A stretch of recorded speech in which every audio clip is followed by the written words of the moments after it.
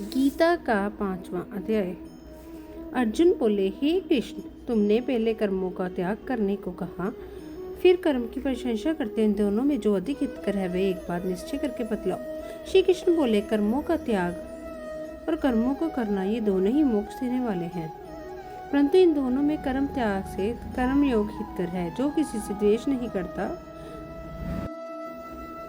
न किसी पदार्थ की इच्छा करता है, वह सन्यासी है।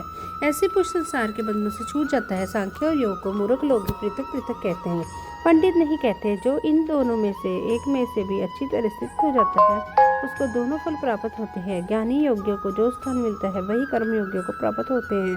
ज्ञान योग व कर्म योग एक ही है। कर्म योग के बिना संन्यास का प्राप्त होना दुष्कर है।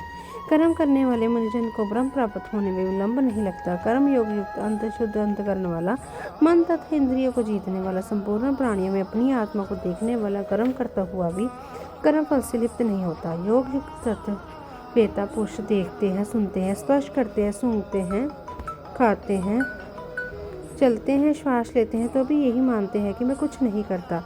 वे बोलते हैं, त्यागते हैं, ग्रहण करते हैं, परंतु यही मानते हैं कि मैं कुछ नहीं करता। ये मन में धारण करते हैं कि इंद्रियां ही अपने अपने विषयों में वर्तती है।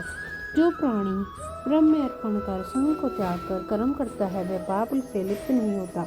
जैसे कमल पत्र पर जल नहीं ठहरता, योगी जन शरीर से, मन से, बुद्धि से तथा इंद्रियों की शक्ति से रहित होकर आत्मशुद्धि के निमित्त कर्म करते हैं। योग मुक्त पुरुष कर्म फल त्याग कर मोक्ष रूप शांति का लाभ करता है, और जो योग रहित है वह कर्म की इच्छा के बंधन में पड़ जाता है।